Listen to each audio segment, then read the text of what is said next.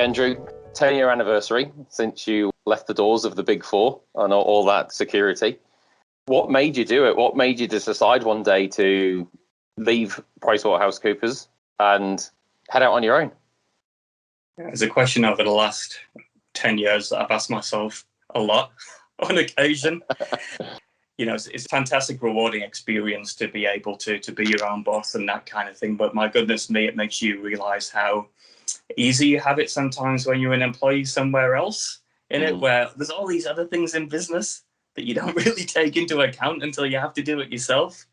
So when we thought about doing this video, I decided to go for a run, because everyone who knows me knows that I do my best thinking when out and about running. And I thought, if I've done this now with Expat US Tax for 10 years, that means I've done this career for 17 years. And I thought about what the common theme is in there that's made me happy over all of that time. And it's been working with fantastic people and working with a great variety of amazing clients as well. After being in the Big Four, I wanted to be able to help more people than I could when I was employed in it, because we could only really work with a certain section of society. And it meant that you would have phone calls with people where people would be desperate for help, sometimes in tears, crying. And you couldn't help them because they didn't really fit what the firm was looking for. So that is the fundamental reason for deciding to take a bit of a punt and to go and start Expat US Tax in the UAE in February 2011. It's an interesting place to start. So I know you're British and Australian, and you obviously had some education and kind of grew up in the UK. And I know you've got some love and ties to Australia. So why the Middle East? Why did you start there of all places? Like a country with another language and a very different culture? It was about doing something different. It was not wanting to just go with the flow, not wanting to just do the same as what everyone else does, because you can't change anything if you do it that way. That was the main reason. And, it's a bit of an oddity in some ways that we learn a lot from our parents. So I learned a lot from my mum on it. And she stayed in the same job for her entire 30 years of her career because, it might be a bit different if we do something else. So interesting question, Andrew, for you. Obviously, coming out of the security of a big firm, you mentioned just before about how there are so many things in business that you just don't consider when you're kind of heading off into business on your own for the first time. What did you think it would take at the time, and what did it really take? I was a bit naive at the beginning, I'll have to be honest, on all of that, not really appreciating all the bits and pieces that went into it. I had a much more simplistic viewpoint. However, that simplistic viewpoint I still think holds true today for why we are successful and why we will continue to be successful. If you work with the right people internally and the right people externally, being clients in this, I always figured that the financial side of things would take care of itself. Financial viability of the business will be taken care of by having the right people to work with and to do the work. First day on the job, so you woke up, you're the boss. So what did day one look like?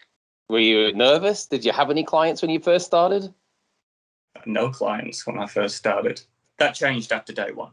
I didn't really know what I was getting myself into in many ways, but I attended a US tax talk in Abu Dhabi. So I was in Dubai, but this meant going down the road now. So the first day on the job was actually attending a US tax talk in Abu Dhabi.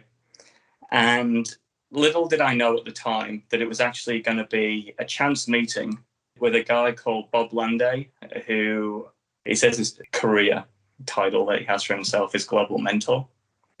And I could not think of a better phrase, a better title for the guy to use. He opened up every door to me. He introduced me to people that there was no way I would ever get an intro to on my own or be able to make it happen.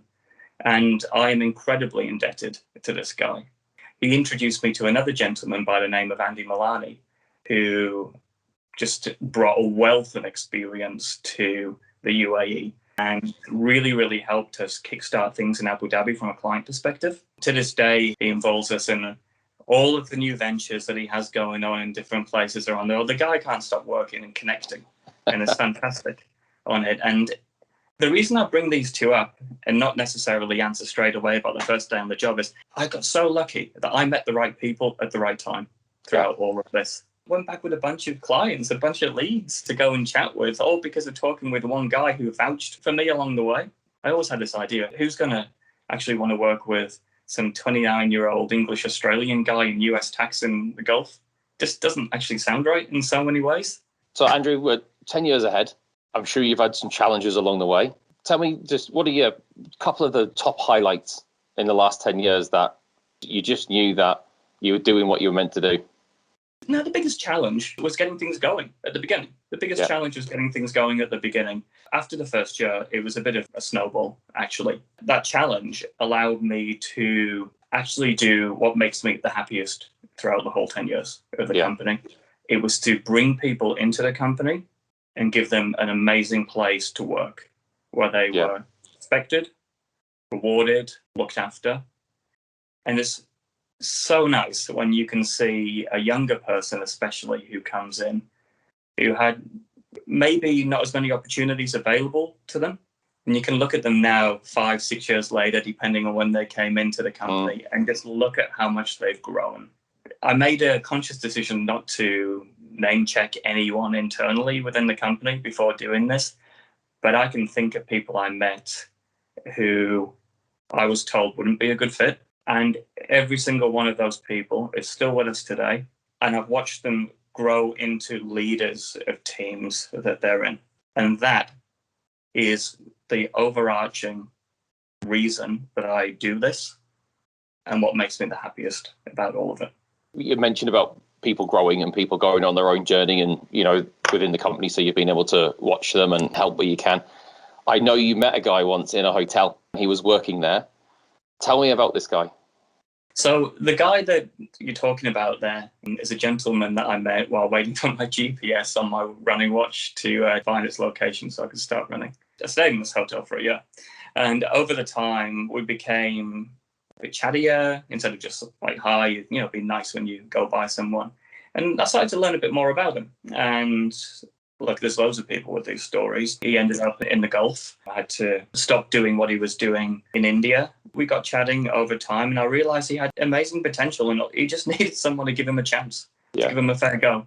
I had a chat with some of my colleagues in India, and they were okay and agreeable. Bring the guy in. So we offered him the opportunity to start as a junior tax professional.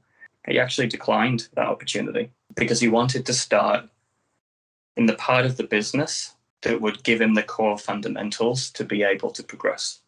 So we wanted to start in the admin team, understanding start to finish, how we first start talking with the client, engage with the client, bring them on, to delivering the end product to them. So he did this, and then he moved into the tax professional side of things. And then a year and a bit ago, he, for the first time in his life, moved to Nepal to open our office in Kathmandu. Fantastic. And I think he's probably got a few people in his team now. He does. You know, it's a highly populated country and we can't help everyone, but we've been able to hopefully change the career paths of 10 people there who otherwise would have had to leave Nepal to go overseas and not be able to be with their family. I know you started in the Middle East, Dubai, Abu Dhabi, quite centric, truly global business now. Where did you go after the Middle East? Home here to Melbourne. Melbourne was the second office? Yeah, exactly. It was always the plan. It was always something that we wanted to do. And so that was September of 2011 when things started in Australia. And Melbourne has been the core of some great growth that we've had here. Adding Sydney on, of course, in the last couple of years, which has been tremendous. Yeah. Melbourne's part of it. And it was a bit of a no-brainer in many ways because I had all my old contacts of people I used to work with in the firms, and you know, they may have gone off into different firms now or stayed there. It doesn't matter. We were able to all chat, all talk, and the referrals would go both ways along all of that. It just can really help clients truly with the US and Australian side of things in Australia. What about growth? You're 10 years in. Where are you now? And then I guess the follow-on question is, what's the future look like and where do you want to be if we're having this chat in another 10 years? What we've been talking about now is only a part of what we do. You know, one of the best things that we were able to do is to fulfill the aim that I always had about being able to help everybody. And, you know, launching Expat Tax Online has really been able to fill a gap in the market to make sure that any person who comes and chats with us is going to get the help that they need. So, we can talk about growth from that side. We can talk about growth from an Australian office perspective, Dubai office perspective. So what my aim is, always been the aim, is to ensure that we take care of the two things that I mentioned at the beginning. We look after the people that we have within the organization, and we look after our clients, because if we do that, this business is going to keep flourishing. Want to promote people from within, like we've been doing. Want to reward people for the hard work and effort that they put into making this such a great success. So if I think about the next 10 years, I actually think we have an amazing future ahead of us with this, probably better than at any time that we've had over the last 10 years. And what would make me really, really happy is looking at the junior people in the team right now being in charge of their own different teams a few years down the line and just continuing to flourish. That's really what that's nice. I know you said you're not much of a planner, but did you think on that first day, this is where you'd be 10 years on? Did you think it would be this good? Did you think it would be more or less? I wasn't thinking about 10 years. No, not at all. I was thinking about how I can make it work, ensure that we are continuously growing and being able to bring people in to the organization. That was what I was thinking about right then. I can't believe I've done this for 17 years. Now I look back at it and think, what made me happy? I was looking at people's success. So now I like to try and plan the growth of the business around giving other people success, because that's ultimately what I enjoy, I suppose, about this. Andrew, you've been on the journey for 10 years. Is there anyone that kind of joined in really early in the early days with you that's still around today and still helping you drive the business?